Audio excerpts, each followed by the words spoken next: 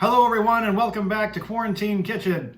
It's episode 10. We made it to 10 episodes. As you can see, I've cleaned myself up for the occasion. For some of you who've left comments about me needing a haircut, either in the comments of the videos or from behind the camera, I finally got one in honor of our 10th episode. Here we are at 10 episodes. This is wonderful. And to celebrate our 10th episode, I thought I would make an authentic Italian family recipe: Chicken Marsala with roasted Brussels sprouts.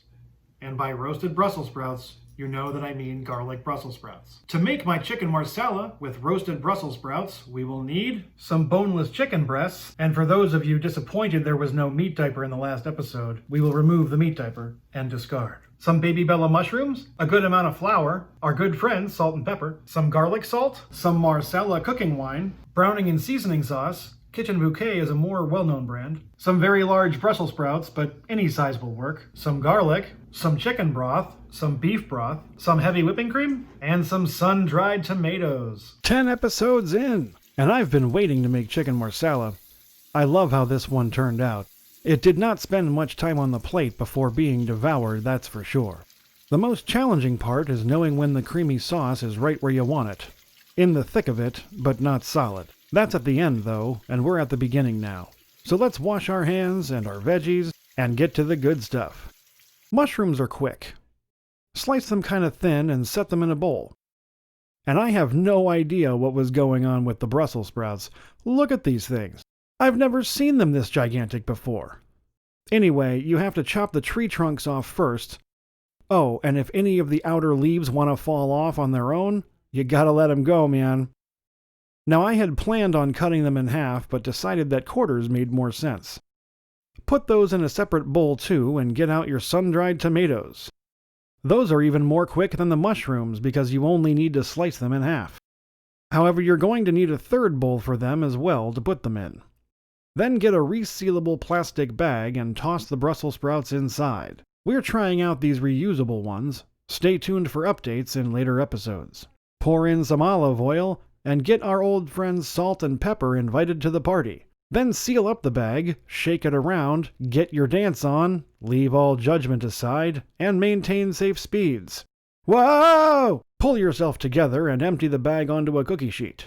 Do the garlic, rough it around a bit, and get it in the oven. 350, middle rack, 45 minutes. Now get out the flour, dump some into a casserole dish, and set it aside.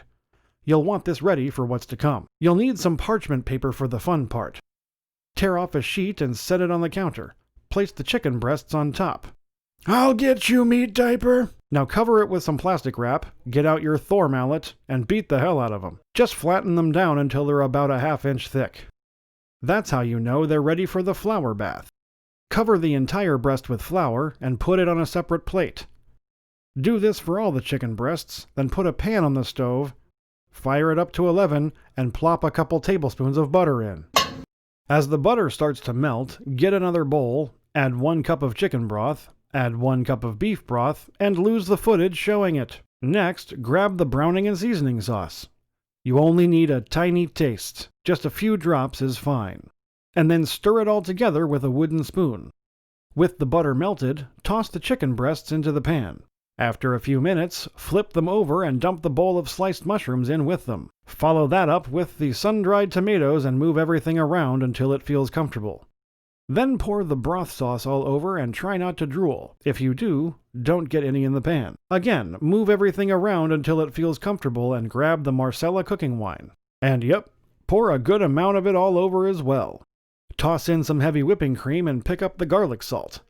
Sprinkle on a few pinches and, again, move everything around until it feels comfortable. Leave it alone on medium heat and stir it up every now and then. Once the creamy sauce is in the thick of it, take the Brussels sprouts out of the oven and grab a plate to start serving it up. Scoop a chicken breast onto the plate and don't forget to add more sauce on top. That's the good stuff. Snuggle the Brussels sprouts up next to the chicken and enjoy. And that's how we make my Chicken Marsala with roasted Brussels sprouts.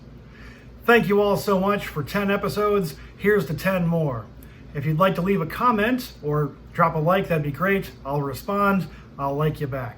This has been Quarantine Kitchen. I'm Paul Desman, please feel free to subscribe by clicking on my face right here. Thank you so much. See you next time.